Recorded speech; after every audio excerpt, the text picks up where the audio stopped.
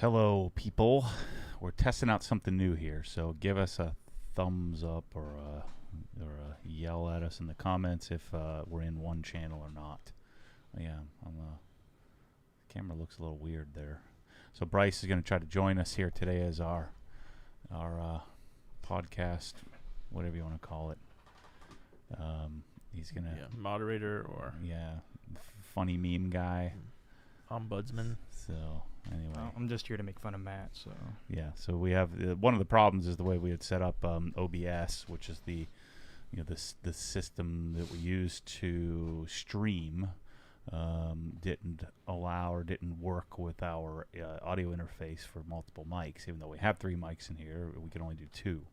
So we're hoping to be able to do 3 mics. That's the plan. All right. So in the comments, James says we're loud and clear. Are we in one channel, 2 channels? What does it sound like out there? And okay, good. So I'll let you know. Bryce can watch and see if anybody tells us differently here. Got it. Let's see. All right. So let me get to a couple quick questions here from the chat. This one has to deal with the Tesla. From Sid. Hey, Matt, is the lack of a dashboard in the Tesla a problem for you? No, not at all. I think I like it. The only thing I don't love, but it is still kind of natural, is having to look over slightly to the right to get the speedometer, to get the speed. But other than that, I find it, I'm a minimalist, so I like less. Less is more to me. So the interior is the one thing I'm really surprised how much I like in that thing.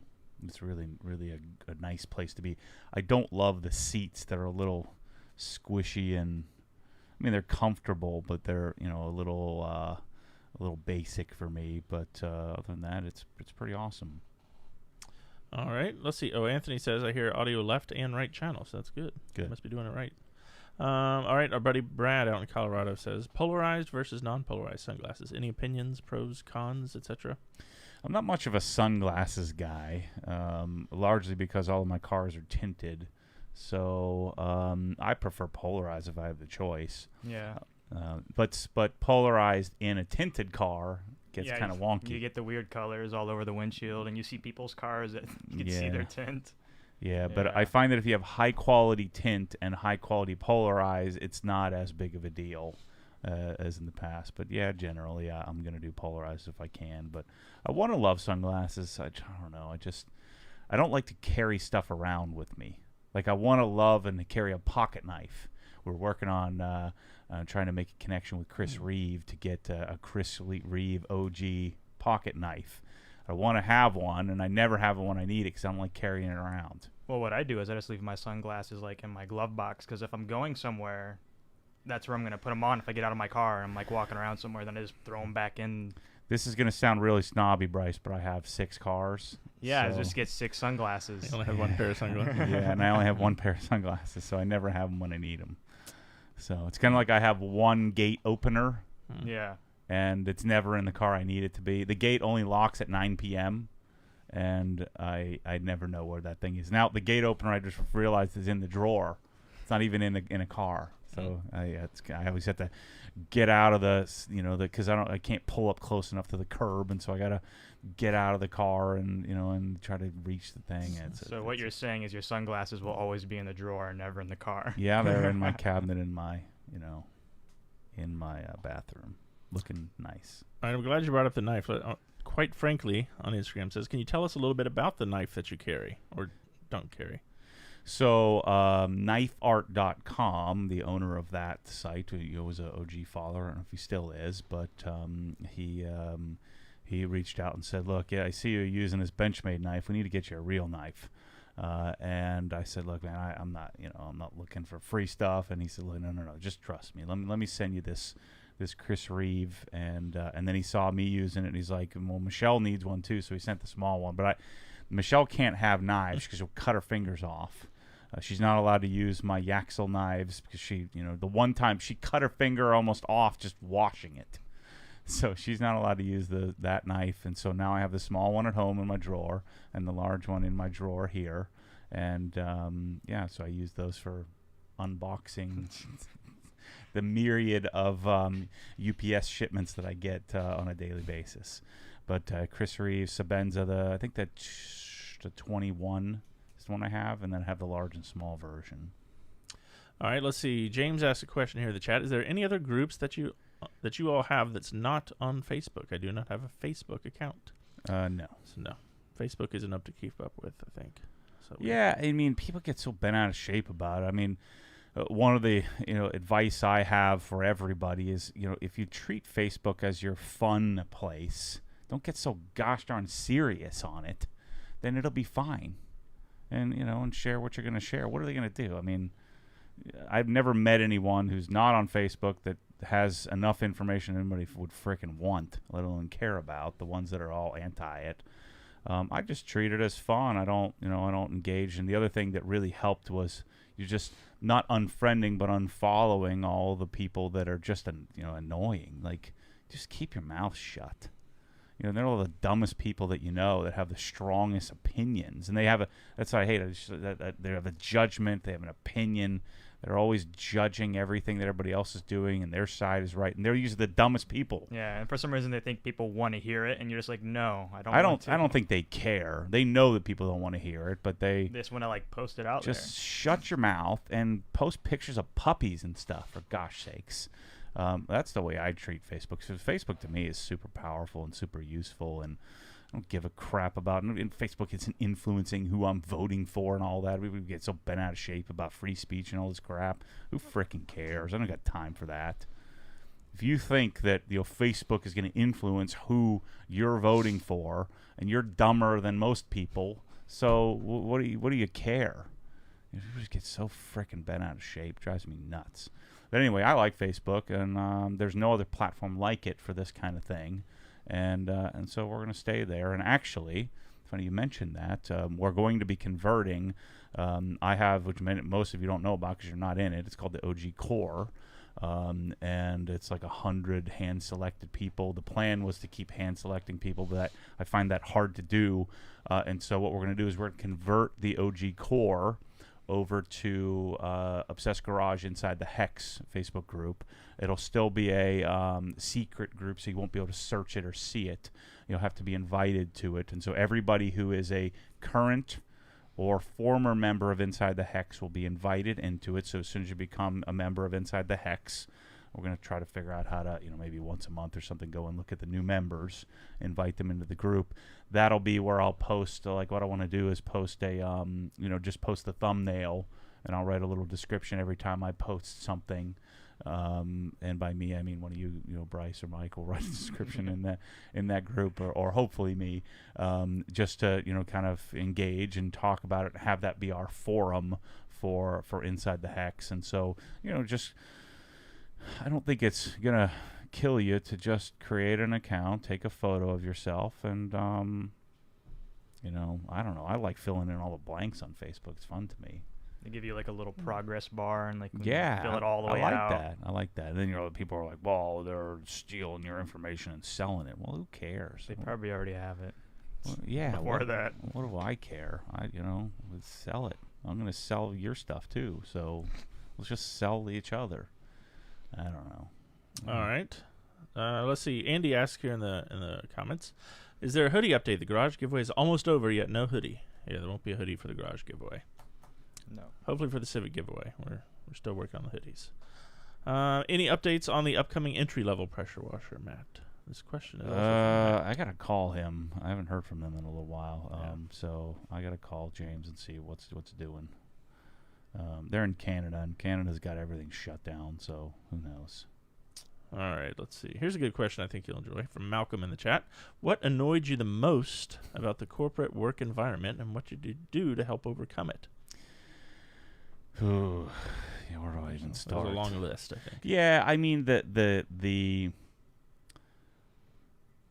thing that is most annoying is the lack of interest in innovation and lack of interest generally in staying current. But that's most people, and so corporations are run by regular people in general. Even C-level executives, a lot of times just happenstance. A lot of times they're not like super it's not that they're not intelligent; they're not remarkable people, and so you have to be. I think you have to be a more remarkable person to have foresight and to be able to see, where trends are heading, and accepting that, that the industry needs that. I think Apple is fantastic at that, isn't that their executive team sure seems to have foresight in setting trends and continuing to improve. I'm just really shocked when Steve Jobs died. I thought for sure Apple would suffer, and it certainly hasn't. The team that he built, lived well beyond him, and Tim Cook has done, I think, a fantastic job of continuing to drive the innovation forward and continue to focus on design and not just function. Now with Apple Silicon, now they've become even more viable as they transition to what's a cell phone chip is a much faster, much different type of chip. What is it called, Bryce? Like a system on a chip at SoC is what you're talking about? I think so. Because that's usually like the chip has every piece of the like the processor, the RAM, everything's in one chip, so it communicates a lot faster with each other. A traditional Intel Silicon is different than the So there's like a x86, Intel, you have your RAM over here, which is separate, and it uses like a North Bridge or South Bridge or whatever to communicate between all these different things. Whereas system on a chip is mainly just everything is in one chip. It communicates like seamlessly with each other, faster. So. And now that the architecture of RAM and memory and processing has become smaller and smaller and tighter, they can fit it all in one spot, and it's like 10 times, it's like 10 to 1 more energy efficient. Requires a lot less power, which makes it more portable. And so Apple's commitment to that, and now their ability to and now those chips have gotten fast enough to be used as an actual processor for a workstation or a laptop is game changing. Just things like that I think are interesting. And so it frustrates me corporately when older established companies just stick to their guns and stick to their plan, and it's, I say this often, it's generally run by 50-year-old white dudes that don't know what's going on in the world. They're the dudes, like that guy who mentioned, doesn't have a Facebook profile because of some judgment, assessment, or an opinion. And I'm not trying to pick on him because he was just saying, look, I don't have it. How can we do it? But I'm just saying that is generally speaking the people that are going to be left behind. And I understand the stance of, look, I'm giving up free speech, and there's issues there that I have with it. But I think that's just an opinion. I think you can navigate it if you have fun with it and just not think so negatively on life, but have foresight into seeing what's coming and what's happening, and and attempting to change the rules. So I was always up against the limits of rules, and that always got me in trouble, and that was super frustrating to me corporately. All right, let's see. We have Nicholas in the chat says, "Hey Matt, great meeting you the other day." So thanks for tuning in today as well. Hello from Bangkok at 2 a.m. They're up at 2 a.m. listening to us. That's scary. Have you ever tried, this is from Turtlehead, any of the McKee's 37 products? I've seen opinions that say their N914 is better than ONR. You ever use I haven't, but I don't really use ONR that much either. Nick Nick has reached out. Nick, who's the, I guess the product manager there. I've told them I don't like the bottles, and the branding is kind of hokey and, catered toward like old classic car dudes. And that's what, kind of turns me off of the whole process of the whole product line. But, someday I may get into it. I'll probably get into some other product lines before that. I was talking to Jeremy at Shine Supply, and, meaning to get in and order all that stuff. But I'm still kind of in the Koch Chemie product line, kind of messing with some of their stuff. The one thing I saw interesting from them was everyone keeps talking about it, especially buddy Daniel Gus, is their like O&R replacement. That's what he was talking about. That's what it was, yeah. So like that was like 914 something, yeah. That's what you. In 914, 914. Yeah. So. Yeah, I mean, I don't know. I don't use that stuff a lot. I don't love doing that kind of messy waterless or rinseless wash process that people love. I understand why you'd love it if you're it's freezing cold. Yeah, or if you're like an apartment or something. Yeah. All right, let's see. Pilot here in the chat, and I know this just came up in your inbox today. Sonic Tools just came out with die-cut drawer labels. Yep. What do you think about those? Yeah, I think it's cool. I mean, I think I would err on the side of not putting them on, but what I'd probably do is put them on when my drawers are new until I get it memorized. Like now I don't need it. But I do think it's I like the style they came up with, and I think it's something you'd buy and then keep on there for 6 months, and then once you have it committed to memory, then I'd yank it off. I prefer badgeless if I can help it. But yeah, I think they look good, so we're gonna carry them. We'll get them here in the store soon. All right, Tom C wants to know: is there any insight into upcoming videos? I think we got a Tesla polishing video. Mm-hmm. The M5 with. The M5 series with vehicle virals, Yeah. Christian doing doing matte paint care. So that's coming out. We already shot that. Tesla interior video. What an obsessed person thinks about Tesla's build quality. Now that I've spent 20 or so hours going through the car and really touching every panel, talking about that and paint quality and build quality and all of that. I got a M3 oil change to do. What else I got to do? Inside the Hex, I got to do some vlogging of the saga of my new house, or no, not new house. So I'll be doing that probably early next week.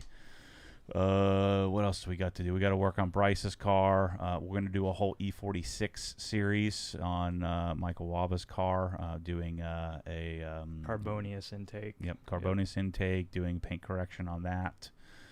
Yeah, that's what we have in store for the moment. I'm sure I'll do a couple of wash and talks between now and then as well. So yeah, we've been doing these bigger, longer videos, which take a lot longer to edit, so we've been a little behind on keeping the normal, 5 or 6 videos a week. But we also have to do a Milwaukee compact and mid-torque impact video, which I think is going to be pretty informative for people. We already have the interview shot. Now I just have to shoot the other parts of the unboxing and product explanation. So lots of stuff coming. Yeah, and then more Tesla. I need to do an update video on the current iteration of the Soul exhaust, which actually worked out really well, which is factory headers with the over axles and the rear section with valves disconnected. It sounds great. I also ordered Dundon headers to add to that setup, which will be catted headers, which will be an interesting test. So yeah, lots and lots of cool stuff coming. I think RS versus GT4 comparison, and then lots of Civic stuff. I'm going to pull the solid motor mounts out, so we'll make a video on that. I have to do a video on the getting rid of the contamination and recoating, so probably repolishing. So coating removal, repolishing. We need to do some Civic wheel update, photo shoots and videos on all the wheels. Shoot, I got a lot to do. Lots of stuff. I need a nap. Ophir on Instagram, I want to go back to something you just mentioned there. Do you have a process to maintain CSL? The GTEC website says just iron out and tar removal. What's your recommendation, and would you please make a video about it? Yeah, we'll probably talk about that when I update the Civic here. You have to make a choice, right? So I have, if you start to get contamination on your coating, if you clay it or you auto scrub it, you're going to mar it, and you're probably going to scratch it. And then would you rather have a little bit of stuff that's, where it's not quite as soft or slick, or would you rather have it slightly scratched up? I think iron removal is just not really a thing to do. I mean, how much iron are you getting in the freaking car? We did the Tesla. It was like 3 spots, and so your coating, the chances are iron is not going to embed itself as much because it's slicker. So you can spray some iron remover on there, but I don't think it's really going to do much. And so I think what you do is you just keep topping it. You leave it alone. You wait till it starts to get crunchy, with some contamination. Wait another 6 months and then start over.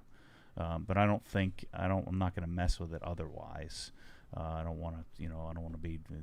Again, the iron remover is not going to do anything. People have this hope that I'm going to spray an iron remover and it's going to take other dirt. The only thing it's going to take off is iron, which you're probably not going to really have very much of, if any, depending on where you live. So it's kind of a waste of time and water to do that, I think. So I think you leave it alone until it's time to start fresh, polish it off, start over. All right, let's see. In the chat here, we also have Joachim is saying hello from Denmark and Harmans from South Africa. People everywhere. So weird. Stent Placer, who's a big fan of Tommy's, I remember. He's having his Krenzla custom system installed today. Excited for tomorrow. So another happy customer. That's good. Sweet. Fifth Gaming, you might have to think back about this one. Do you remember the M5 first wash? You were draining the old washer fluid, and you were wondering why it sprayed on the front grille. It is for a thermal camera that is an option. So there you go.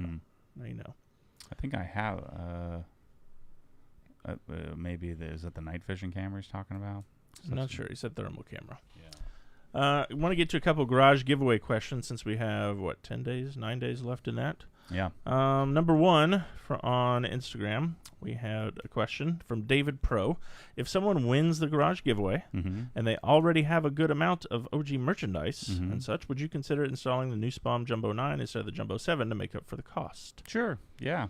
It's all negotiable and flexible. Yeah, I mean, Michelle and I were talking about this the other day. It was like, well, what if somebody had like a gravel, garage without drywall? I said, well, we'll pour a foundation, and if that costs $15,000, then maybe we won't do as big of a cabinet array. If it needs drywall, maybe we wouldn't do as many tool sets. Or maybe we'll still do it all depending on what it costs. What I'm after is the fun of the transformation, the whole thing. So we're going to do anything short of like actually building the garage. We're basically capable of doing, and we'll probably subcontract it out. Either Mike or I will fly out there first. We'll work with the homeowner to the guy that wins to subcontract some of the things that might have to be done prior to us getting it there. So we want to get it up to the stage where we can fly out there and do it in 6 or 8 days and get out of there. Yeah, just as a reminder, part of the prize involves that person coming here, sitting down with you and Kyle and saying, here's what I have to work with, and you guys figuring out that sort of thing. Let's see. Somebody else asked here on Facebook if, this was Donnie Tomko, update on the garage giveaway. Have we broke even yet? Well, funny you mention that. Yes, we have. We're a little in the black now, actually. Yeah. So that was through yesterday. I can't see that. What's that saying? $3,555.65 approximately. I need to make like 100,000. So keep buying stuff, people. We got a little ways to go. I need to outfit my garage with this thing. So there's a good chance that I'm going to be doing a smaller garage with my freaking. If the house falls through, I'm going to be living in a rather modest abode, which AKA looks like a tent. So I'm going to be living in a tent. Excellent. Because my house is sold and the new house probably isn't going to be purchased, and I'm basically screwed. So, but we'll save that for another day. Michelle said that I'm not allowed to talk about that. Yeah, I was supposed to stray you away if you started going down that path. So. I'm going to be Bryce's third roommate. Yeah, he's got a new house. Yeah, there's a room over there. I don't know how y'all going to fit in it. And Michelle and the kids are going to go to Hawaii and stay there for a month. You'll still save money. Yeah. All right, from David in Sweden. Hey there, David. When it comes to a garden hose, will your blue garden hose work with your Cox reel hose reel 50 feet or more? Yeah, I mean, it's not ideal, but yeah, you could, if you do the 100-foot reel, you put a 50-foot, 5/8 OD outside diameter hose, it fits. They have a little adapter kit that we can use to make it work. But yeah, and you would really do that if you wanted it to match. If you want the best hose reel for a garden hose, buy the Ely reel, which I can't get. So you have to buy that direct from them. If you need help getting the fittings, you go to the support page on Chess Garage. We can help you out. ARM chips. That's what I was talking about. Oh, yeah. ARM is a system on a chip type of processor. Yeah. That's the term I was looking for. ARM chips use considerably less power than an x86 chip. Basically, if I remember, who was it? NVIDIA bought out ARM recently, and then Apple basically bought a license to take whatever the ARM technology is and use it however they want to make their own processor. Right. Well, they were making the A1 through A whatever they're at now, 12, the Bionic chip in the cell phone that now is fast enough to and energy efficient enough to then start using in laptops instead. Mm-hmm. And then iMacs and all that stuff. All right, let's see. Kurt asks, any update on the 1322 TS coming back in stock? We are told the first week in February. Kurt, that's when those will start shipping out again. We buy a lot of them. Yeah, just put yourself in line and they'll go right out. You know, so. Barry BJJ says, I just received my first ever OG order. Thank you for the fast turnaround. The quality of the products looks awesome. I bought the tire kit and the giveaway. Sweet. Excellent. Yeah, we're shipping orders out pretty darn quickly these days. So yeah, usually the same day if you place in the morning for sure. Do you have any thoughts or experience with a wall-mounted vacuum hose reel solution? Is that something you want to pursue? Yeah, we're gonna. I've got a couple of guys working on a vacuum solution. I'm gonna chase that here soon when I get into whatever garage I'm building and putting together. Cox makes one like a reel, but then also we're looking into on-wall and in-wall solutions that suck the hose up into a PVC type tube. So looking at some variants of that, maybe even using larger diameter Prevost piping to house the vacuum lines. So we're looking at some different options on that, but I'm nowhere close, but someday. All right, Jerry wants to know, what wallet does Matt have? I've been thinking about Ridge wallets, but I'm not sure about them. Yeah, I mean, I've had a Ridge before. Ridge was cool. I don't know where I saw it, or I just bought one very early on. I bought the just the basic aluminum version, and then I swapped that for the titanium version. And then the problem with the titanium and aluminum is they scratch up. And so right now I have the forged carbon one, right? Yeah, that forged carbon, like that Lamborghini weird crap. It's like OSB but for carbon. Yeah, it doesn't scratch up the carbon ones as much as the others, so that's why I have that. All right, Ibrahim wants to know, are you planning to make any car audio projects anytime soon for the GT4, the M3, etc.? I don't think so, but I don't know. I think it's going to be very garage project heavy for a while in my life, and the YouTube channel is a reflection of my state of mind and my life at the time. So we're going to be really heavily focused on our garage design page we're building out to really teach people how to design their own garage, and then of course the end result will be to utilize our services, and then we're going to I'm going to be building my garage, the garage giveaway, and then who knows what else. We're going to be I just bought Swiss Tracks flooring for the house, the tent that I'm going to be staying in. We're going to be doing some Swiss Tracks there, so we're going to make a how-to video of specifically a little different style that we've done for the design page that Kyle's building out and Bryce is helping him with.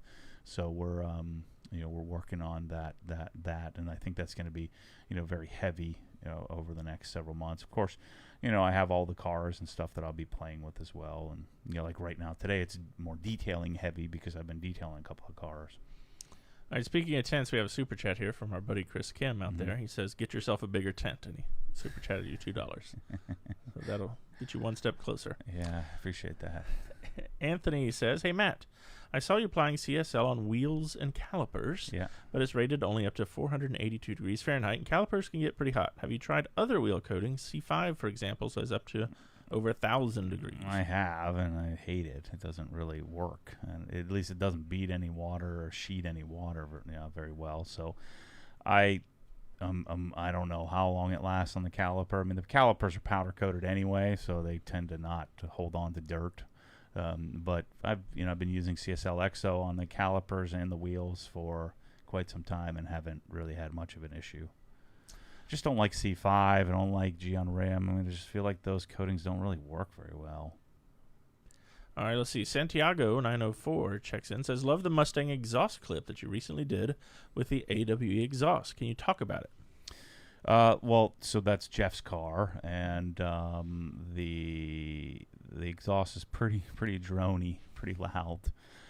Which version? It's the race version. That's the track edition of that exhaust. So it's So he has factory cat. So it's from the cat back, from the header, the cat's back. Yeah, right? it can be louder if you put long tubes on it. So if you want to just have everyone hate you in your neighborhood, you do that. Well, too late. Yeah, I mean, it's pretty loud. So I think the tone is fantastic. There's a little drone to it, and it's it's probably a bit too loud. It's a perfect 21-year-old exhaust. Yeah. So. Yeah, but I think you would probably want the sport version. Yeah, they have what is it called? Touring? I think it's called Touring. Yeah, from which AWE. will have some resonators. Yep, it uses the 180 cancel out for the drone. Mm-hmm. Their 180 technology. Yeah, but I mean AWE in general is pretty awesome with drone. If you buy the exhaust that say they don't have drone, they generally don't. Like my GT3 RS doesn't have any drone. It's crazy loud. But it's sort of drone free. We need to make I don't think we've made a GT3 RS video, have we? No. We need to take a little break from the flybys. We've done a freaking million Yeah. of them. So, those videos aren't really designed to entertain you today. They're designed to be up there for infinity when somebody's looking for that exhaust. I just find it to be useful for the world. So that's why I do that. All right, Sam has a Milwaukee question here in the chat. Mm-hmm. I know you love your M18 mid-torque. Yep. I think it would be awesome to have a long anvil version, though. I use an extension on mine now, but that's janky. Let's get an OG exclusive long anvil version. Yeah, I've talked to him a little bit about that because I love the extended anvil on the the high torque, and now that the mid torques have a lot more output, the mid and compact. I mean, I find myself not reaching for that big heavy one anymore. So I think it would make sense to have that. I'll talk to him about that. It's a good idea. All right, let's see. Jonathan Wright chimed in here in the chat talking about the garage giveaway. He has so much already, he was thinking the Mosmatic boom pole would be insane. So yeah, that's definitely an option that the winner could choose if they wanted to. Yeah, I mean, if you have most of the stuff, then we can get really creative and do some crazy stuff, I don't know. We'll figure something out that could be really sick. So if somebody wins, we can come out and I don't know what we'd do, but we'd figure something out to make it awesome. And then James asked a question that's pretty popular about if they don't have a building for the transformation, then the option is you get $30,000 cash. Yeah, that's the other thing. I simultaneously hope that somebody chooses that, and I don't hope somebody chooses that. If somebody chooses that, then I instantly make like $50,000 more. If they do choose that, then I don't get to do the project, which is fantastic for marketing and stuff like that. It's like how you feel about it also depends on the location of where they live. Yeah. I'm telling you right now, if you're in Canada, we're not going there until June, so don't even think about it. All right, let's see. Carlos wants to know, what's the best degreaser in your opinion? Much love from Maryland. I don't know, man. I'm not very astute at having grease on things. I generally don't have grease on stuff, but I would normally use just an all-purpose cleaner for that. But yeah, I'm not your guy for that one. All right, let's see. We have a super chat here from Fifth Gaming. That's Czechoslovakian money. I looked it up there. Uh-huh. What do you think about renewables, wind turbines, solar power, etc., that sort of thing? Yeah, I mean, I think it's great. I mean, the Europeans or in the Eastern Europeans, the issue with all of that stuff is, does it produce enough? And so the other issue is if the U.S. and Europe, this is what's so asinine about all the crazy Californians and all the weirdos that are yelling and screaming about climate change and all this stuff. Unless you get China and the manufacturing areas of the world, Vietnam and Thailand and these other heavy pollutant, a lot of the areas in Africa where they're mining stuff and they're not so keen, they don't have regulation on environmental controls and stuff. We can keep putting more and more restrictions and kill ourselves economically in Europe and the U.S., but it's not going to do anything because we're not making as much stuff. So of course we don't want to add and do a bunch of polluting and ruining the earth, but just think about this logically. You can kick and scream all you want about Texas not being as energy friendly as California or whatever you want to say, but that really doesn't move the needle. The needle has to come from, from really China. I mean, they're dumping, crap in the water supply where the people live. I'm sure. I mean, it's a freaking wild, wild west.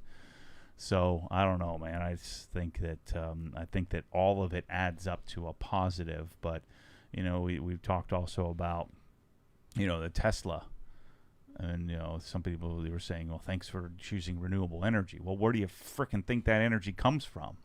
They're burning oil and coal in order to pump the electric into the car. Now, it is still infinitely more efficient than a, internal combustion engine, but it's not renewable. It's still using non-renewable sources to create lithium ion and but my friend Larry Velez brought up a good point in that, yes, lithium-ion, cobalt-based batteries are not necessarily the long-term solution. We were just talking about ARM chips versus x86 chips. Things evolve, but it's certainly a step in the right direction. And so wind power, solar power, all these things. I mean, why? If depending on how efficient we can make solar panels for homes and things like that in the future, why wouldn't every home just be pulling energy out of the sky, if you will, rather than burning coal? So we're certainly headed there. But if China's then buying all the coal and burning it all, what's the point? All right, we have a question from Alex in the chat regarding CSL. To someone who is new to coatings, is there anything I should know before purchasing? I see the website says not as easily installed, and I'm not sure what to expect. So I literally just made that video yesterday for you, so go watch that. It'll be out in a couple of days, probably early next week on the Tesla, where I'm talking about exactly how to do that. Remember, when you're coating, you got to prep. If you don't prep, you're wasting your time. You're going to mess it up. So you got to decon it. You've got to polish it. You've got to get the polish off, and then you coat it. And so the coating is freaking simple. It's the easy part. Yeah. Where you can mess up a coating is that if it dries, like wax. Let's say you left some wax in the car, and 3 weeks later you found a little wax spot. You just go wipe it off. Whereas with a coating, 3 weeks later, you're going to have to polish it off or sand it off, depending on the coating. So that's where they say it's difficult, but the application is actually easier than wax. You don't have to use any force or any elbow grease. You just swoop-de-doo it on there, and you're good to go. Swoop-de-doo. Yeah. But you just have to be diligent at keeping yourself organized. You have to be diligent in not doing too large of an area, and then you have to really manage your wipe off or your leveling of the product. If you don't, then you'll have a high spot, and you'll have to polish it and then reapply it. Or just get a friend, and one of you can do one. Yeah, and they're much more friendly for removal now than they were in the past. In the past, if you left a high spot, you're freaking screwed. You're gonna have to get a belt sander out to get it off. You can polish it off in a few swoopy swoops of the old polisher. All right, we have a question from D-Man. Going back to the garage giveaway for just a second. $30,000 if they choose that. Is that post-tax? No, that's the amount. Yeah. And if you do win the garage giveaway, however, there is $10,000. If you choose the garage part, there's $10,000 cash included in there to help you cover, because you're going to pay some taxes on that. Let's see. Ridiculous asked on Instagram. He watched the Rag Company podcast with Koshimi. Mm-hmm. Any word on your thoughts on the line overall so far, and any plans of adding anything else?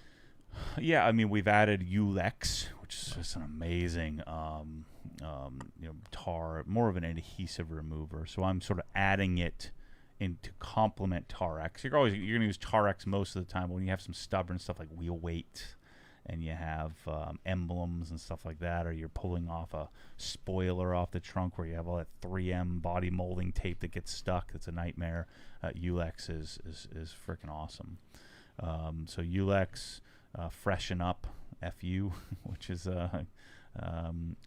good for spray it on your carpets to try to get funky smells. Like if you spilled your Five Guys cheeseburger grease on the carpet and it stink up the car, you could use that to help combat it. Oh, wait. Love that smell. I'm thinking about Green Star. I've only used it a couple of times. With Green Star is a all-purpose. Heavier all-purpose cleaner, more dilutable.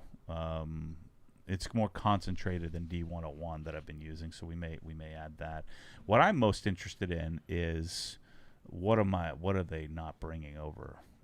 There's a lot of other stuff in the line that isn't, like, I don't think their wheel cleaner's very good. I don't think some of their stuff is just pretty basic, but I want to know inside of like all the professional car care line and all that stuff, what are we missing? What's in there that I don't know about? All right, let's see. And along those lines, Kurt on Facebook asked, is there any update on the ETA of 5-liter GSF? No updates since last week. They're still on the way. Yeah, we'd assume somewhere in February is when we'd see it. Let's see. Scott wants to know from Facebook, Sonos. Yeah. Is that a decent option, or would you say that's white trash fancy? No, Sonos is a decent option. They kind of have a corner on the wireless Wi-Fi based audio distribution system. Their amplifiers aren't world class, but they're decent enough. Your amplifiers and we have built-in Wi-Fi capability, and then they have what is it called? It's the thing that you put on the back of your display to then communicate back to the amplifiers. It really is in an existing home where you don't have access to run Cat 5 and stuff like that. It really is kind of the only real viable game in town. So no, Sonos is viable. If you're building a house, I wouldn't do that. I'd do something different. But yeah, it's not terrible. Yeah, and I think they have speakers with built-in Bluetooth, like you can put in the ceiling with AirPlay and Bluetooth and Wi-Fi all built into them now too. It's pretty cool. The only thing is we need to plug it in still. Yeah, so it needs a power source. Right. But apparently you can like daisy chain them off of each other, which is convenient. Yeah, they really do, from a technological perspective, have a lot of viability. And the nice thing about it is, you want to try to avoid using their speakers if you can help it. You want to use their amplifiers with your speakers or their interface. All right, let's see. Derek's checking in here to chat. He says, "Happy Friday, guys. Matt, what are your thoughts on pressure washer pump conditioners? I saw that Echo just came out with one." No, what? He says pressure washer pump conditioner. I don't know if you'd know what that was. I have no idea what that is. Sorry, Derek. Be more specific. Is he talking about some sort of thing you dump inside of it to clean it out, maybe? I know Bryce is searching for us. We'll come back to that. So Alex, who appears to be an Alabama fan, says, "What pad/polish is needed for removing fresh coating? Love from Arizona." I'd always just go right to a compound and a microfiber cutting pad. You can rest assured that after a few passes, it's likely off. All right, let's see. Oh, there's our buddy Brian Dio finally checking in, pretending like he's working on Friday. Andy says he's selling his 2004 Porsche Cayman S. Really would like Matt's opinion on what my next Porsche should be. I got to buy used with a budget of $50,000 to $75,000. We talked about this last week. I think a 14, 15, 16. So prior to the turbo switchover of a Carrera S. I don't think you can get a Carrera GTS for that, but one of those 9A1 variant, 9A1.1 Carrera S, like a 2015 with. If it had 10,000 miles or something on it, you could probably get in that price range. I haven't looked at pricing, but that's what I would look for. Look for a low mileage, well loved, somebody who loved their Carrera S, but that would be the next logical step for me, or a 981 GT4. All right, let's see. Kyle on Instagram wants to know, Matt, is there any chance of you making a video on cleaning the Yeti? That'd be his mountain trail bike. I was like, Yeti. I'm like, my freaking. That's the bike, I don't right? have any yet. Yeah. Oh yeah. I'll make one for sure. Yep. I need to. It's been on my list. I'm cleaning the Giant as well. I took my Giant. I'm a freaking idiot. So I have an old Giant Anthem 29er. It's like a 2015 or something like that model. It's an aluminum frame. I forget which level Giant it was, but I wanted to convince this guy to come out and start servicing my bikes at my house, so I don't have to go anywhere. And so I said, I want to do a SRAM XX1 Eagle component set. I want to do Shimano XTR brakes. I want some new wheels and some new tires, and so let's outfit the Giant, and I thought it'd be a couple $1,000. Well, it turned into it's like $4,000 something dollars. I should have just freaking bought a new bike. It's nice though. I did carbon seat posts, carbon handlebars, new grips, and so that Giant is pretty well equipped with. It's still an aluminum frame, but now all I have to do is buy a frame, and I've got a brand new bike. All right, Brandon says, I'll be upgrading my flimsy stamped steel garage door in the near future. Yep. Is that something you've chased and have thoughts on? I'll definitely be planning to switch to jack shaft opener at the same time. Yeah, I mean, I'd encourage you to consider doing, if you have enough headroom there, to do a roll-up door. So I've been chasing that quite a bit. The one that I'm interested in, of course, will be Rytec, but those start at like $25,000 or something crazy like that. You need a lot of headroom. Like I think you need like 2.5 feet of headroom for their spiral version. They also have a low something LSV or something like that, low door version that doesn't spiral up. But what's that? CHI has a roll-up door that's really interesting to me that comes in some decent looking colors that could look residential enough. But I want to get rid of the door, the typical panel door, if I can help it, and go roll up. It saves so much space. Then you have a jack shaft opener that opens up the roll-up. All right, let's see. Troy wants to know, if the winner of the garage giveaway has an existing water softener, would that be a problem to integrate into the build? No, definitely not. A water, if you soften the water, for your house, then you're not making it devoid of mineral content, but softeners generally, adding salt. Or not adding salt, but using salt to remove some of the harmful stuff. I'm not sure exactly how a water softener works, but if we have softened water, it makes your deionizer work less hard, if you will. And so, yeah, that's a good thing to have. All right, let's see. Want to get an update here on the warehouse, the new warehouse. Any updates there? Yes, they're working on it as of yesterday. Yeah, so I decided to do to seal up the building. So we're doing. There's already R19 bat insulation, like a typical red iron building has, like this one has. You've seen on the ceiling. And so what we're doing is we're doing 2.5 inches of additional closed cell foam to seal up the building on both the ceiling and walls. And then from there, then they're going to start after they get that done. They're also spraying on a colored fire retardant for commercial buildings, we're going to do the walls in white and the ceiling in black. So it'll help it disappear a little bit. And then from there, we can start to work on security, and they're going to put in bathrooms and put in the new doors and all that stuff. So we're getting close, and probably a couple of months away from moving in there, and we're getting prepared here. By the way, make sure to go check out on the website soon in the next week or two. We'll have a bunch of trinkets and treasures up there, Maddie's used items. Like we have some hoses with some marks on them, and we have a bunch of Rupes stuff, and we'll be selling it like deep 50% off, like discounts on stuff to clean out some of the things that aren't in the store anymore, that have been discontinued, that haven't, we have sitting on the shelves or up in the attic here. All right, Dylan wants to know, any idea when you will have Rags to Riches in the store? Yes, it's supposed to be here on Monday. It's supposed to be here today. That didn't work, so Monday. Hopefully Monday afternoon. Everything's kind of set up. We're just waiting on it. I was working on Microfiber 3.0, just putting the numbers. We've chosen the towels. The towels are here. We will also have a sale on the old towels here coming up as soon as we turn on 3.0. We'll have deep discounts on all the old 2.0 stuff that didn't make the cut for 3.0. Rags to Riches will be a part of it. And so, probably have some leftover Micro Restore and stuff. We tried to manage inventory so that we came out of one and went into the other. But I'm picking quantities. We're going to have a starter pack. We're going to have a complete, and we're going to have an ultimate pack. So the ultimate would be what I have in my cabinet specifically, which is generally 2 completes. So we're going to have a big package as well. And what I decided to do for this time, instead of having 2 separate products, I'm making these as variants. So there'll be one microfiber package on the website, and you just select which variant you want, and then you just check out. Perfect.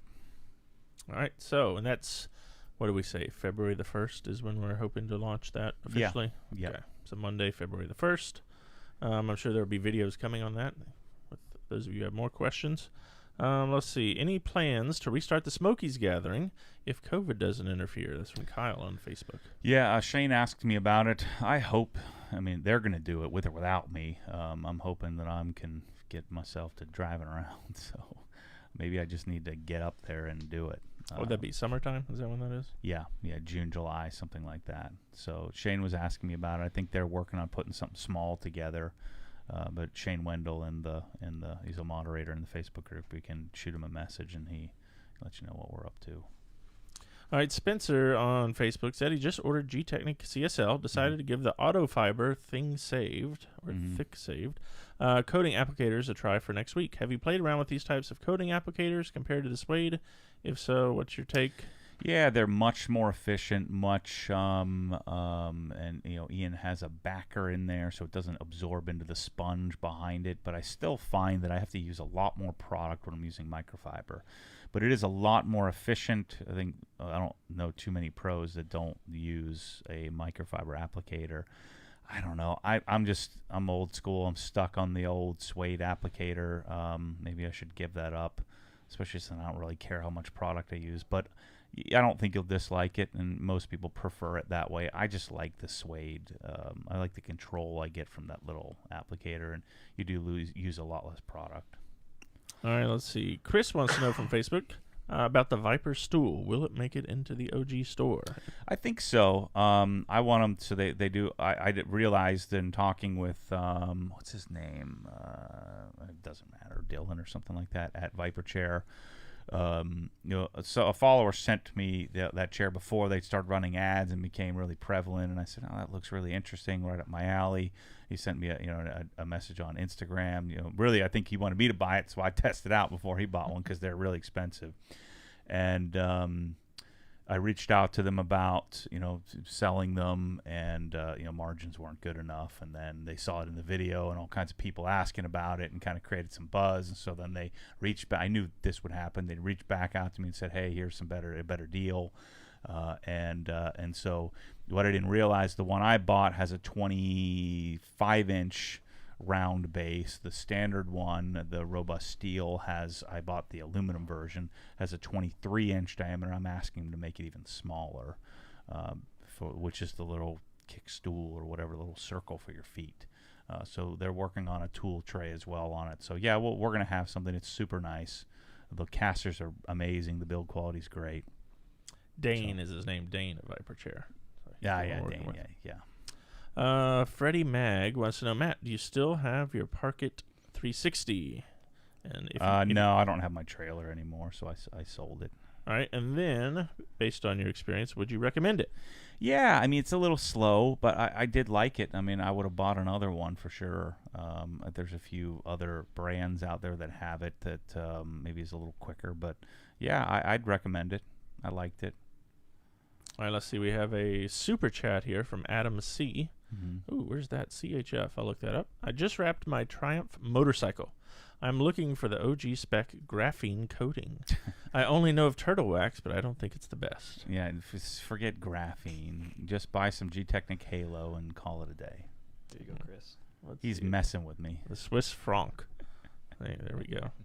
Yeah, I should have known. CH is Switzerland. Yeah, he's messing with me because he knows I hate wraps and I'm not doing graphene or turtle wax. So it's like the triumvirate of douche. So if he's being real, I'm sorry, Adam, but yeah, don't do any of that. Rip the wrap off and go have it painted if it needs to be painted. How much could it cost to paint a motorcycle? You take the tank off and have it painted. Put some G-Technic CSL XO on and get rid of all that nonsense. All right, let's see. Dan wants to know here, do you have an update on the Pro Display XDR? What are your long-term thoughts after using it for? I don't know. You have to ask Kyle. I freaking never get to use it. Yeah, Kyle doesn't like it. So yeah, I don't like that thing either. It's garbage. I think Kyle just doesn't like the matte screen on it or whatever. Yeah, well, he would hate if it was glossy because then it'd be reflective crazy. Yeah, yeah. Out in the garage there with all the lights on.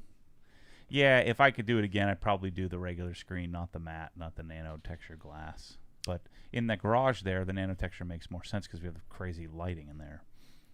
All right, here's a question Bryce can address. This one, I know Bryce likes talking about this. From Andy, press all labels, please. Absolutely love the bottles. What's the update there, Bryce? So Pamco, who we're working with, they've taken quite a while to get them, but I've got them on track now.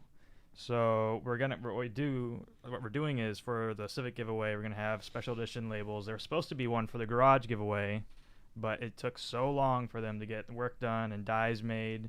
It had to get pushed back, unfortunately. But end of this month is when we're gonna have dies done and labels start being cut out and shipped. So yeah, so the intent here, so I'll kind of cue everybody into my master plan. So the press-all bottles, I didn't anticipate that they wouldn't work. So now I have the IK bottle, I have the Marilex bottle, I have the press-all bottle, I've used the Quasar bottles, and the press-alls are the best bottles. So it's the best starting point. And so then we got the bottles, and then the tips were failing. That was problem number one. Then problem number two is that they were using some sort of robot to test all the sprayers, and it wasn't pulling it the same as a human would. And so then we had some trigger leaking, so that was version 2. And then now we have version 3, which seems to be pretty good. And I think we're going to improve from there. I just had a conference call with Jolanda and Nina. Nina is she's the owner. She's one of the family members that own Press-all, which is a 100-year-old company. And so she is 100% on board with my strategy. And the strategy was, one, let's get the bottles right. Let's not jerk around with warranties. Let's ask early adopters to early adopt, right? And so we've gone through that process. So thanks to everybody who bought these bottles or making them viable. We've got their attention. I'm the exclusive importer of Press-all bottles in the U.S. because we want to control the value of them. We want to make sure they don't get discounted and get ruined on Amazon and stuff like that. So that was, step one was to get a viable bottle, which we now have. Step 2 is to get labels. So Bryce has worked out a design for the household and the household sprayers. Yep. And so our next step will be to develop a label. Once we get those labels up and running, we'll develop a label for the industrial and garden sprayers, which is a lot more difficult, a lot more complex. And then we're going to start to roll out, you'll be able to buy labels for the bottles you already have. You'll be able to buy labels for, new bottles that we can install for you. You're going to be able to buy any kind of combination you want, and eventually we'll have other colors for those. But we're starting with generic naming. And then in parallel, eventually we're going to have like the Obsessed Garage tire dressing. We're going to have Obsessed Garage co-branded labels and pre-bottled stuff in Press-all. And then we're going to start to, after we start to get that information out into the world, we get people sharing their amazing display and setup of bottles. I've already told them I want a matching gallon, something very different than what exists. I want a matching squeezable bottle in LDPE for use in, for soaps. And then we're going to develop dies and labels for all these bottles, and then after that, then I'm going to open it up to other distribution. So some other companies that have reached out that would want to buy this stuff, but I don't want to mess it up. We're going to take a little different path than, IK is just sort of flooding the market, putting it out into the market, a little different strategy, and then they're going to use that, revenue to then develop, a better bottle and sprayer. So I wanted to be a part of that process too, but I do think the Press-all is going to be the standard bottle.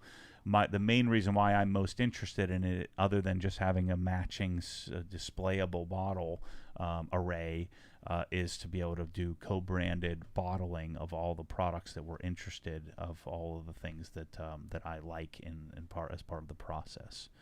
So we're multiple years away from this process being complete, but we're on the path to what I've envisioned from the beginning. All right, that's good. You also addressed Destin's question here on Facebook about any plans to make or sell an OG spec gallon dispenser, like a Press-all gallon jug. Yeah, I want to have an entire beautifully displayed and functionally excellent line of product storage, so that you can buy a stainless shelf or in your cabinet have this magical display. And what'll happen is all of us, most of the people watching this podcast and watching videos and being a part of this, the early adopters, will be the ones that you'll start to see. Guys will come up with cool solutions for storage, and it'll end up on Pinterest and end up on on Instagram and end up being shared and shared and shared. And then we're going to create this mystique, and then I'm going to ironclad price protect the bottles so they're not hoard out anywhere. And we're going to make sure that the bottles retain value, because if they do, then the press-all can continue to invest back in the bottle. I don't want the bottles to be expensive, but what I want is I want the bottle to be great. And so that $12 to $18 US is probably where they're going to be. And if we can do that, and they can be profitable for both press-all and for me, then we can continue to invest in making them amazing, invest in labels and things like that. But we're going to have the key, the start is have a generic label, decon soap, detail spray, iron remover. We're going to have very generic labels, so you can put whatever you want in the bottle. Or you can eventually put what I suggest in the bottle, and then eventually I'll put what I suggest in the bottle, and we'll co-label it. Obsessed Garage Optimum Ferrex, or Obsessed Garage Optimum Iron Remover, we'd call it, because that name is stupid. So, Obsessed Garage Iron Remover with a drying little, aid, whatever. Yeah. Their name right there with it. So, we'll name it, but we'll credit them because it's their product. Yep. Yeah, I don't want to pretend like it's mine. I want to leverage the value of these brands, and some of them probably won't let me do it, but over time, I think everybody will. All right, let's see. We have a friend checking in from Greece. Hello, guys. I'm Panos from Greece. I put Matt's suggested ceramic combo on my car. CSL like an EXO, and it's phenomenal. Thank you. That's cool. It is pretty freaking awesome, And then here's how you say thank you, Efcharisto in Greek. There's your learning for the day. So thank you, Panos, Efcharisto. Let's see. Neil wants to know, do you have any new products on your radar that you're looking forward to testing this year? Yeah, freaking zillion things. A lot of them. Yeah, if I get the lake house, we'll be working on boat stuff. If I don't, then I won't. Yeah, lighting is a big thing for me.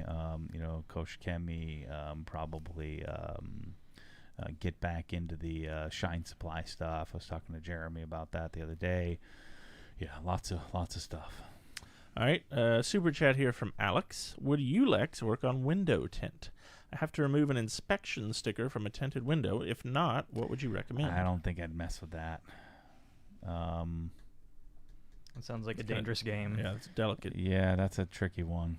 I mean, I don't know, man. Whatever you try is the chance to jack it up. I probably wouldn't even do Tarex, so. Yeah.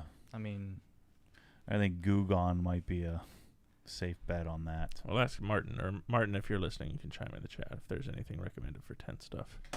Maybe isopropyl is your best. I don't know. Yeah. I mean, where do you draw the line when your tent gets ruined? All right, let's see here. Art V on Instagram said, whatever happened to your Gen 2 Raptor? And what is your take on the V6 that those came with or come with? I sold it, and sold it to Tim, and he drove around a little while, and then they sold it through the dealership. I don't know, who knows where it is. But it's nice. The V6 is powerful and everything, but it's so like blah. And then that 10-speed transmission is stupid. It's always hunt gears, but it's the best truck, I think. But I don't know. I prefer the Gen 1, and hopefully a Gen 3 comes out with the V8. All right, there we go. Martin chimed in here and added a super chat here. When we're coming to the whole removing something from tent, best to try taking it off with a steamer. Yeah. And then Tarex after that if the steamer doesn't work. So. Got it. That's Alligator Window Tent. He does 1 million tent jobs a year, and so he's probably got lots of experience with that.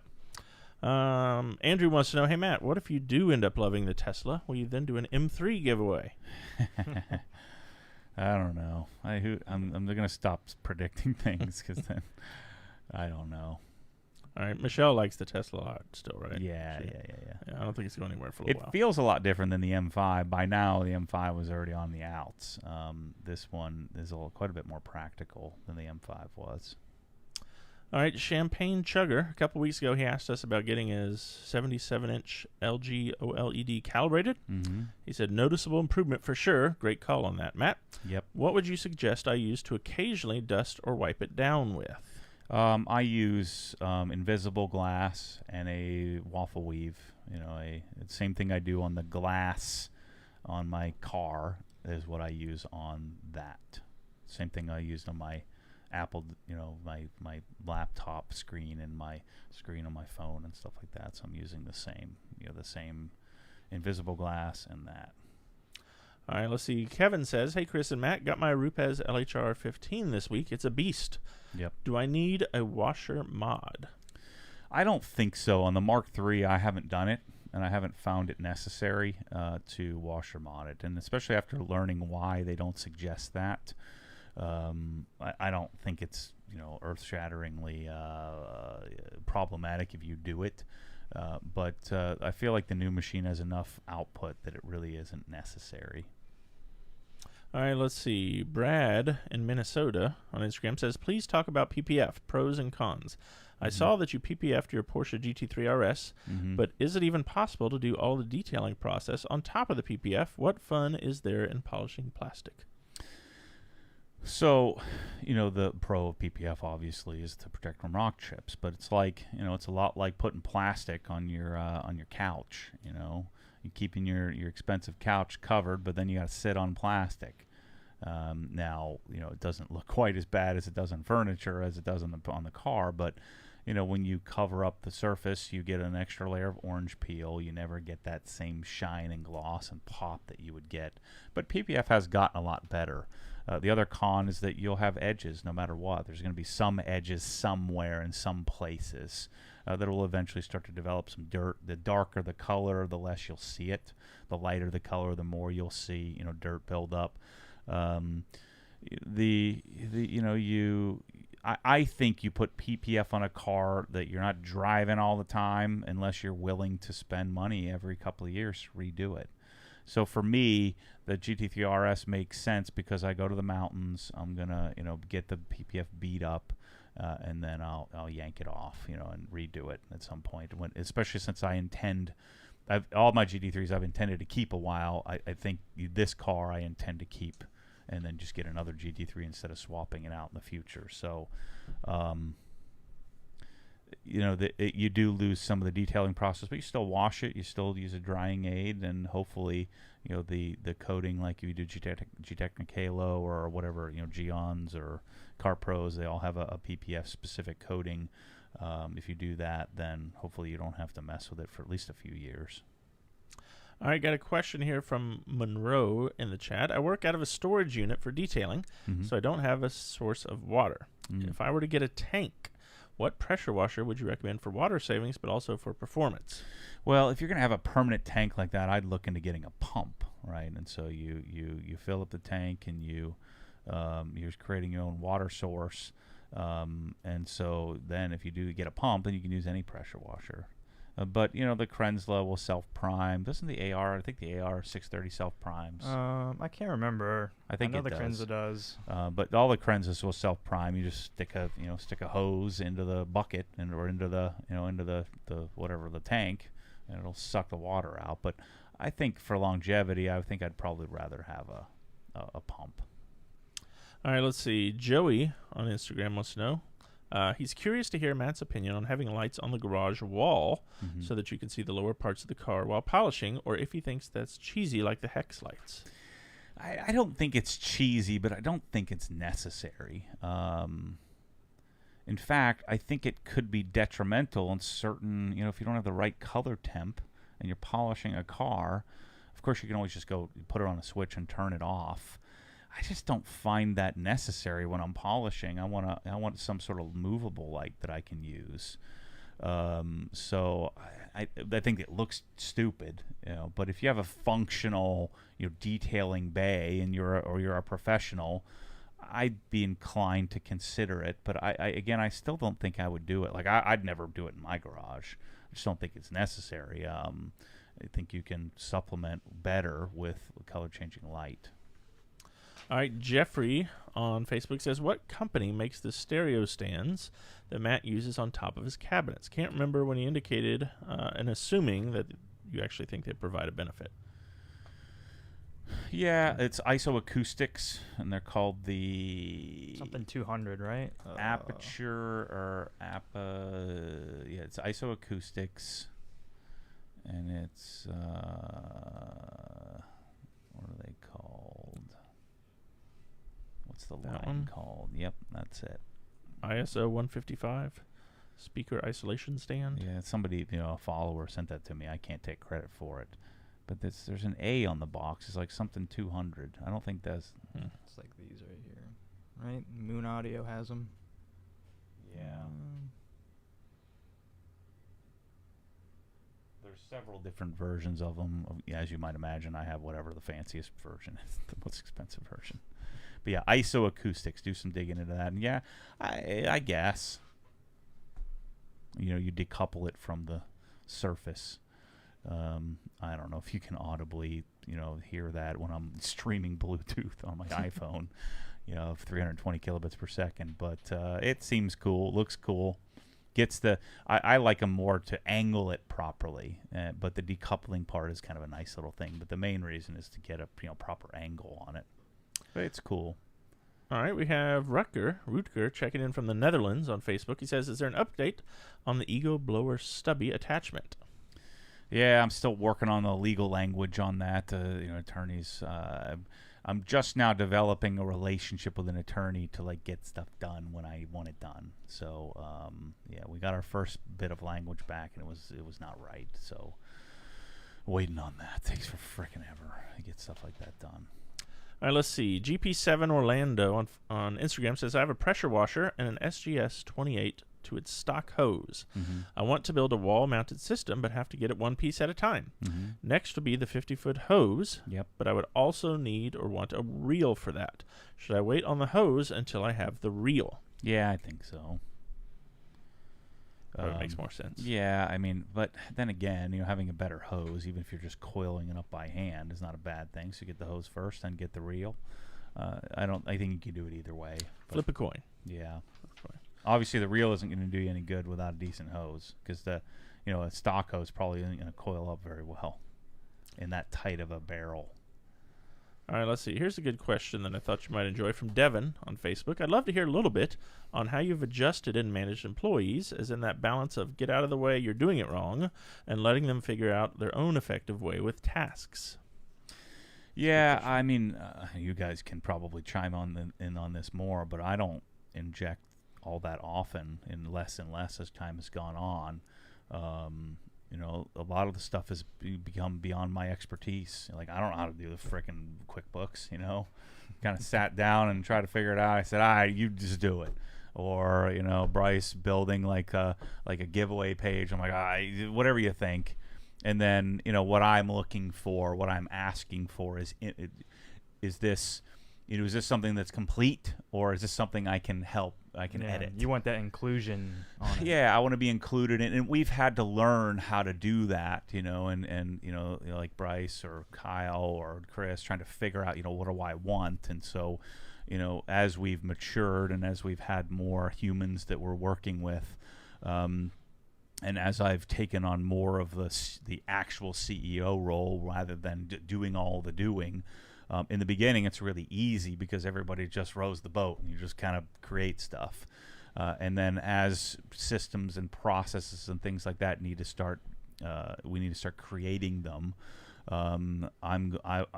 We've gotten more to a edit or veto type relationship, and a structure and a hierarchy of who reports to whom, so that way everybody can be. It's not even about accountability. It's about just creating an efficient process, so that we have some deadlines, we have some structure around the deadlines, we have some agreements in place where because the worst thing that I can do is come in and say that's all crap, and what happens if Bryce thought it was done and I come in and say it's crap, and so I have to manage how I'm approaching it. Bryce or Chris or Kyle will have to manage that as well, and the sophistication of media, the sophistication of garage design it hasn't caught up to the speed at which the sophistication of distribution has gotten, because distribution is waiting for us. I include myself in design and media more than I do in the actual distribution part now. They've caught up to us, and so now it's up to us to disrupt them by creating more sales and creating more disruption for that team. And we'll always have that kind of that ebb and flow of which department is in the lead. And what we're working on now is transitioning each department and figuring out a way to quantify and make them a profit center. And so my interaction will be much more high level as Bryce becomes more sophisticated and a better leader, and Chris becomes more sophisticated and a better leader, and everybody's job narrows. Then Bryce will have people reporting to him, and Chris will have people reporting to him, and so it'll become higher and higher level as we create an organization rather than just a Lady Lake garage that's kind of doing stuff together, making YouTube videos.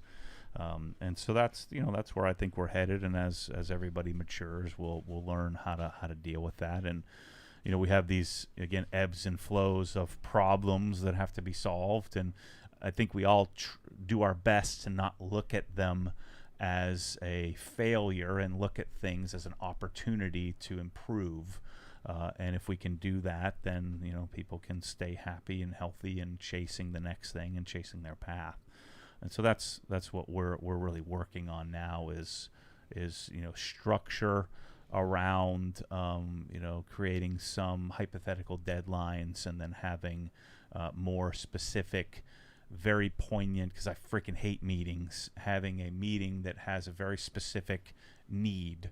And if we do that, then we can develop a clothing line, or develop how are we going to advertise. We can develop how are we going to run ads, what videos are we going to make, all within the context, the greater context of not stifling creativity. I want to be able to be spontaneous and show up today and say, all right, I'm feeling the M3 oil change, let's do it. And so we've been trying to figure that out for the last couple of years on how do we manage that. It's fun. All right. Rob's Mobile Detailing in the chat says he's trying to transition to cordless polishers exclusively. Mm-hmm. I've already picked up the PXE8 Nano Polisher and gear-driven XCE8. Mm-hmm. How does the free-spinning XFE15 compare to something like the LHR15? I equate it to about 75% of the functionality of it, because it needs another 2 gears, if you will. It needs another 2 speeds. It's a little bit underpowered, but it does get the job done. And so if you're up for efficiency, there's a much steeper learning curve to that. But if he's using all these machines, I'm sure he's fine. He can figure it out in 5 minutes. It requires some real balancing of the battery and stuff like that. But I like it. I like it a lot. I wish it had a little more output. The LHR15 Mark III is, when you hold that, you feel like you're doing more work, even though they both seem to get the same result. Certainly there's more torque that comes out of the LHR15. All right, let's see. Kevin asks here, what does Matt think about a hi-fi headphone setup? It seems impractical, but does he have any thoughts? He's all about impractical. You want to talk about this, Matt? Come on. Yeah, I went down that path, and I've used it never. No. So I have a $2,000 setup that I just don't. It's not even my desk anymore. Kyle sits there every day. He doesn't even use it. Yeah, it just sits there. It's a dream, but I would use it more if I was doing what Bryce does or what Mike Waba does or something where they're at the computer all day. But I'm running around all over the place, so I wanted it, I chased it, and it's one of those things that you want. I got really into it and doing all kinds of research and shopping for it, and wanted to waste some money, and I wasted some money. So I got a nice set of headphones. I have Odyssey LCDX, yep. And then I have the mono price monolith, can't remember what it is. Solid state amplifier. Yep, and it's like the THXAA whatever or something. And I'm watching all these videos of all these guys, and and doing all this tests and all this crap, and that's what I ended up with. And I don't love it. It's a little bright for me, but they're open backed, high quality. And then I bought some Moon Audio silver, whatever, Dragon silver cables and stuff. So I spent some jack, but maybe if I get my desk back, I'll start using it here and there. So soon I'm going to have a desk here in an office at some point coming up here shortly. All right, Paul 728 says, I have a 21 by 13 foot one-car garage, and only will be parking early model WRXs, which are relatively small. Should I get MSS cabinets, or should I be worried about depth limits and just leave it empty? At 21 feet, you could do either or, but I'd probably want MSS, not MSS Plus in there. That's likely what I'm going to be doing. One of the houses I'm looking at is my backup plan is a 21 feet, 4-inch deep garage. So I'm going to kind of test case that, but I think I'm probably going to do MSS cabinets in there. All right, let's see. TraxLab on Instagram says, any chance you'll ever make a video about washing and detailing an old and neglected car to shine and glamour? No, never. Didn't think so. Yeah, I have no interest in that. It's what I should do to get the views, but I ain't frickin' doing that. I don't want to get all dirty pads and deal with funk. Michael Good on Facebook says, any update on the water filtration solution? I know it was mentioned some time ago that a new solution was in the works. Oh, shoot, I got to call him back. But yeah, we have this pretty awesome looking stainless steel canister thing that can flow 10 gallons per minute and has about 5 times the capacity of a CR to sort of add to our, heftier solutions. And it looks super pretty. It's all stainless and has a really elegant solution for pulling the resin out and replacing it. I've got to call him back. All right, Dan on Facebook says, do you not carry Griot stuff because of Griots or because of the quality just isn't up there to OG standards? No, there's a few Griot products that I've wanted, and I'm sure there's some things in there that are great even today. I've called them, and they're like, well, you got to order through AutoGeek, and I just never got that done. So, no, the other thing that kind of made me not want to chase some of their stuff more is because, and I met them. You see, they never meet your heroes, and it's a business to them. It's not really a passion. I mean, Richard Griot's worth hundreds and hundreds of millions of dollars, so not necessarily from Griot's garage, but he just doesn't care, and he's not as passionate about it as I am, and so. If they would reach out and if they let me, buy the product direct, I might be a little bit more interested. And there might be some products, like 1 or 2, that would make the cut for me. But there really isn't anything that is left for me that I love that I had that I didn't find something that worked, considerably better. But if you were going to just choose one line of products to work with, there's certainly worse options out there.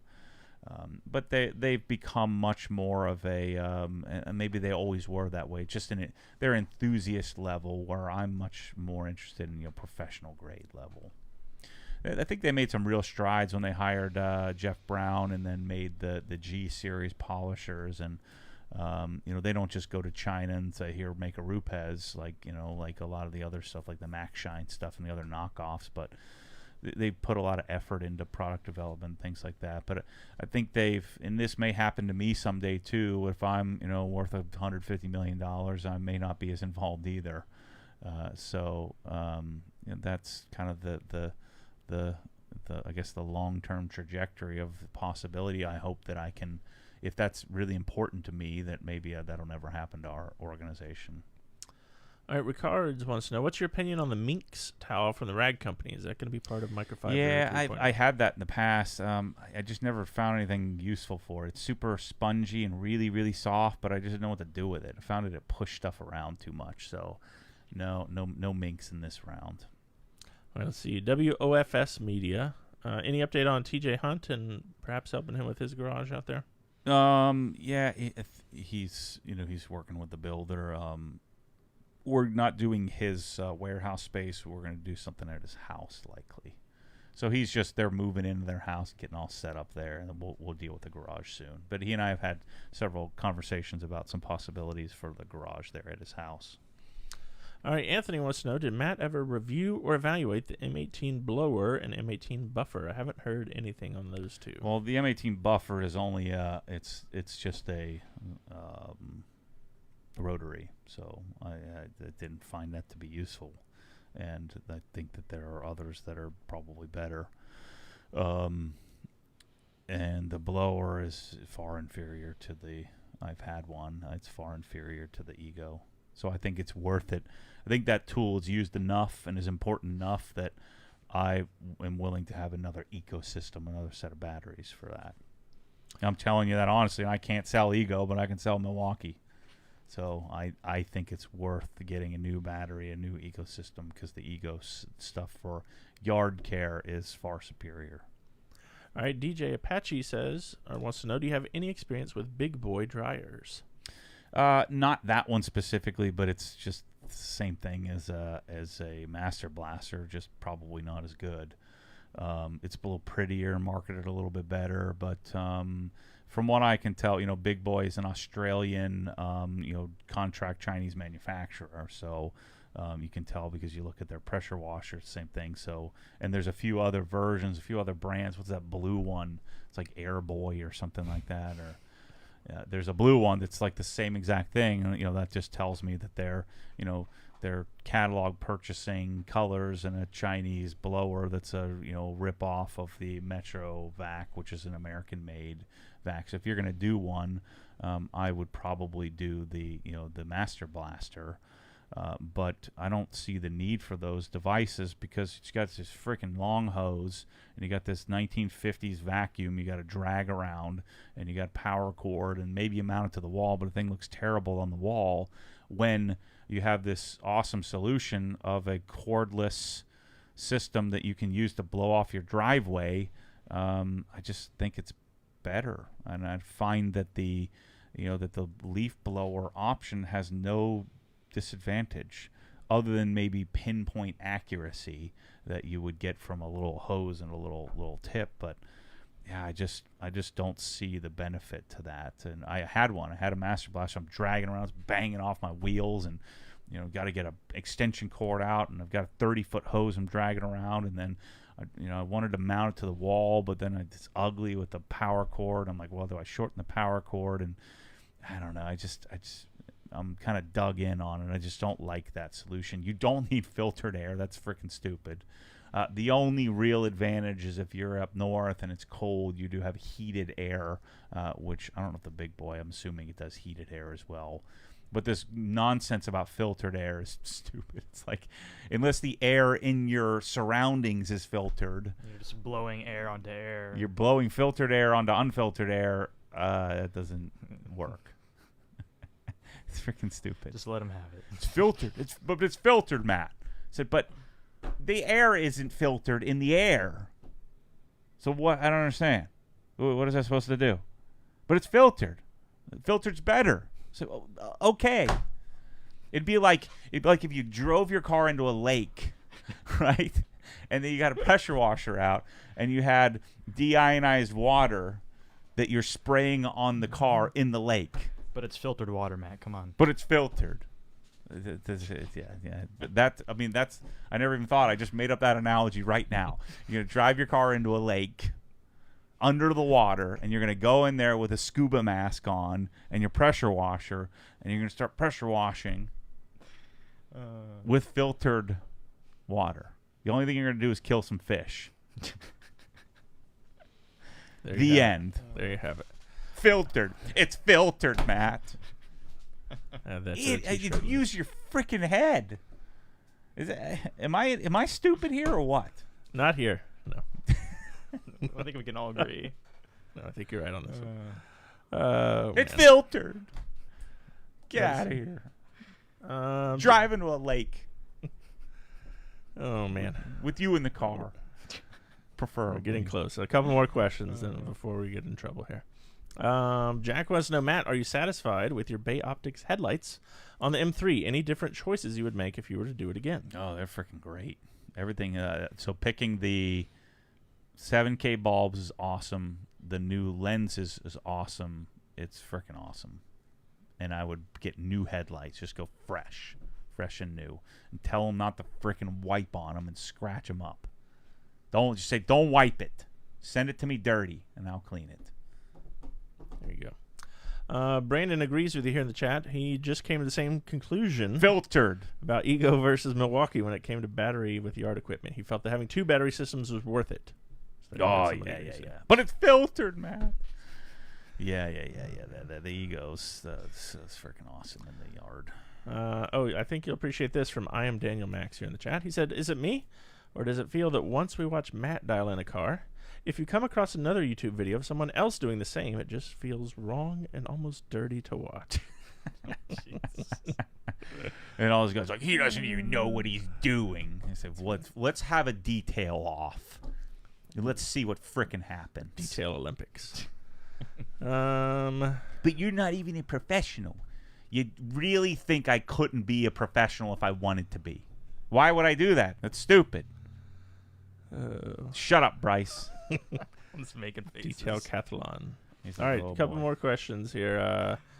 Next video, Bryce, on the Tesla this weekend, right? The polishing, is that sometime? Correct. Yep.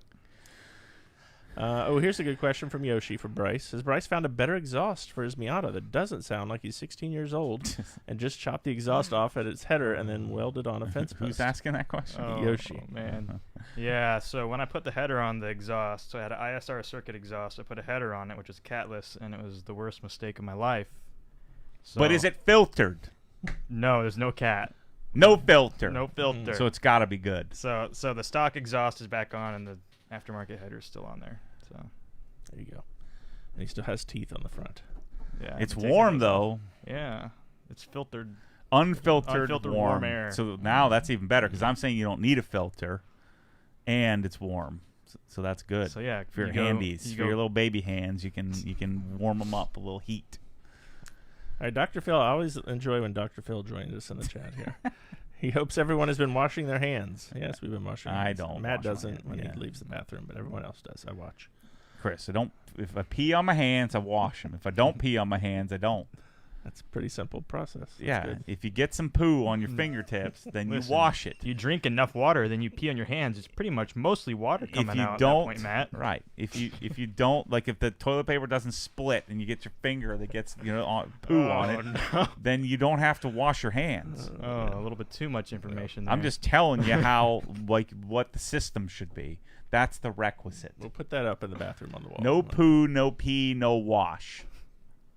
Because I wash my hands enough throughout the day doing other things. Like I get some, iron remover on it, or some, when you're messing with microfiber towels, it gets kind of yucky feeling. I probably wash my hands more than people who wash their hands every time they don't pee on them.